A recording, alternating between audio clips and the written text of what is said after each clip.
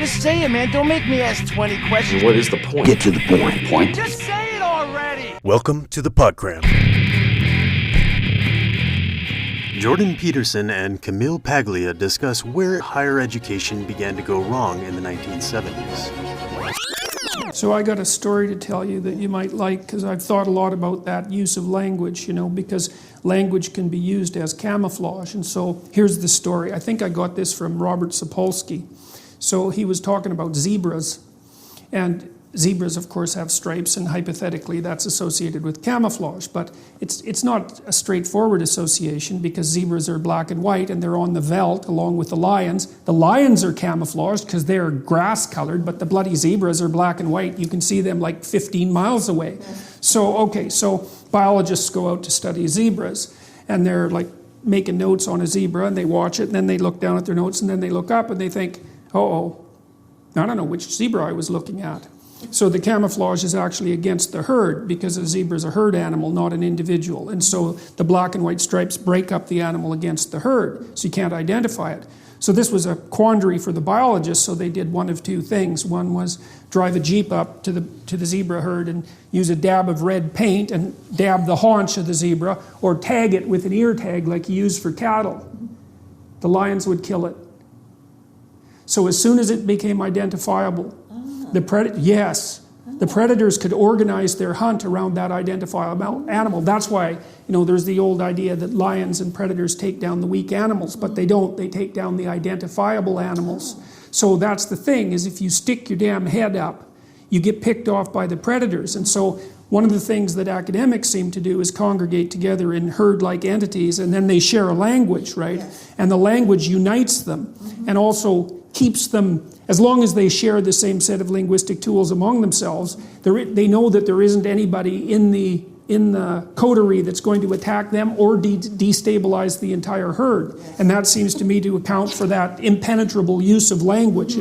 It's group protection strategy, and it has absolutely nothing to do with the search for security within a system, and not the desire to expand the system. So true. But to me, it's blatantly careerist, because it was about advancement, and it was also about the claim that somehow they have like special expertise. This is a special technical language. No one else can understand it. Only we can. But what's absurd about it, absolutely ludicrous, all right, is that these people, these American academics, are imitating the contorted language of French translations from the French. Okay, when Lacan is translated into English, right? There's a contortion there. Okay, what he was trying to do in French was to break up, okay, the neoclassical formulations that descended from Racine. There was something that was going on. There was a sabotage of the French language going on that was necessary in France, not necessary in English. We have this long tradition of poetry going back to Shakespeare and Chaucer. We have our own language,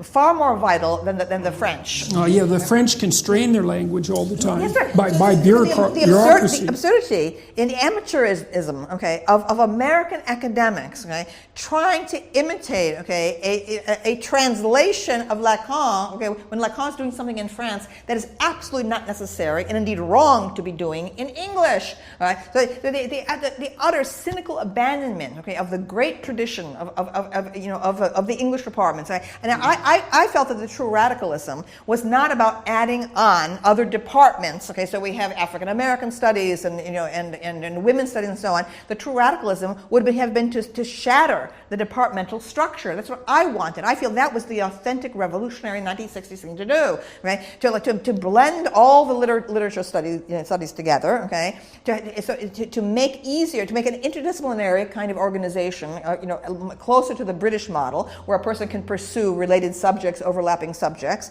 These departmental models, okay, were to me totalitarian to begin with, okay, separating language into fiefdoms, and what this did to create English women's studies department, absolutely out of the air. Just snap your fingers and create women's studies. The English department had taken a century to develop. Okay, it was a huge argument, okay, within it, right? And all of a sudden, to create, okay, a department with a politicized agenda from the start, okay, by people without any training, whatever, in that field. Okay, what should be the parameters of the field? What should be the requirements of that field. How about biology? Okay, if you're going to be discussing gender, that should have been a number one requirement, okay, as part of any women's studies department or program. Yes. But no, okay, it was all hands off. It was just the administrators wanted to solve a public relations problem. Okay, they had a situation with very few women faculty nationwide at a time when the women's movement had just started up. The spotlight of attention was on them. They needed women faculty fast. They needed the women's subject on the agenda fast, right? So they just like, poof,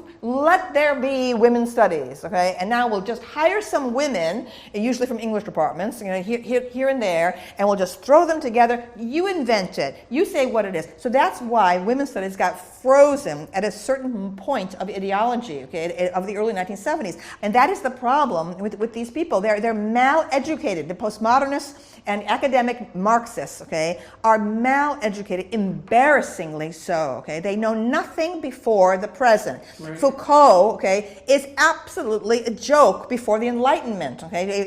Perhaps he might be useful to people to talk about what happened after neoclassicism, which, by the way, he failed to notice, okay? Right? A lot of what he was talking about, okay, turns out to be simply the hangover of neoclassicism, okay? This is how ignorant that man was. I mean, he was not talented as a researcher. He knew absolutely nothing. Okay, he knew nothing about antiquity. How can you make any kind of large structure, large mechanism, to analyze Western culture without knowing about classical antiquity? Okay, he did not see anything. This was a person who had no business making large theoretical statements about anything. Well, maybe part of it is that if you generate an intelligible doctrine of radical relativism, then there is no reason to assume that there are distinctions between categories of knowledge or between different levels of quality of knowledge, right? So I've seen the same thing in the psychology departments, although we have the, what would you call it, the luxury of being bounded at least to some degree by the empirical method and by biology, right? It's one of the things that keeps most of the branches of psychology relatively sane,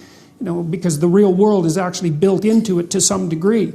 But if you accept the postmodernist claim of radical relativism, then you completely demolish the idea that there are quality levels that are associated with education, because everything becomes the same. Mm-hmm. And that seems to me to be a perfectly reasonable justification for maintaining ignorance. Like Foucault, I actually found him the most readable of the Lacan, Derrida, Foucault triad. You can read Foucault. I read Madness and Civilization and a couple of his other books, and I thought that they were painfully obvious. The idea that mental disorder is in part a social construct is self-evident to anybody who has even a smattering of psychiatric training. I mean, the real narrow medical types tend to think of a mental disorder, let's say, as something that might be purely biological. They have a pure disease model, but nobody who's a sophisticated thinker ever thinks that. It's partly because medicine is a brand of engineering, not a brand of science, because it's associated with health, and the diagnostic categories are hybrids between physiological observation and sociocultural condition. Everyone knows that, and so when I read Madness and Civilization, I thought, well, that's not radical, that's just bloody self-evident. But Foucault's admirers actually think that he began, the entire turn toward a sociological, grounding of modern psychology. The social psychology was well launched in the 1920s, for example.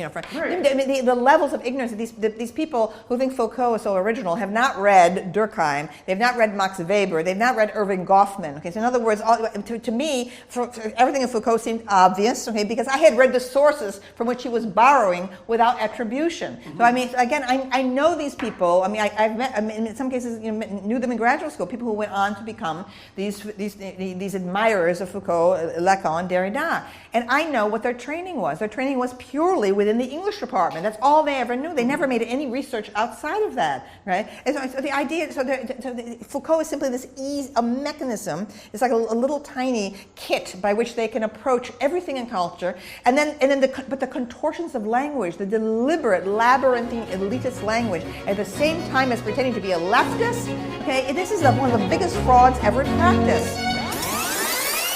Thanks for listening to this installment of The Podcram. I hope it contains something useful for you.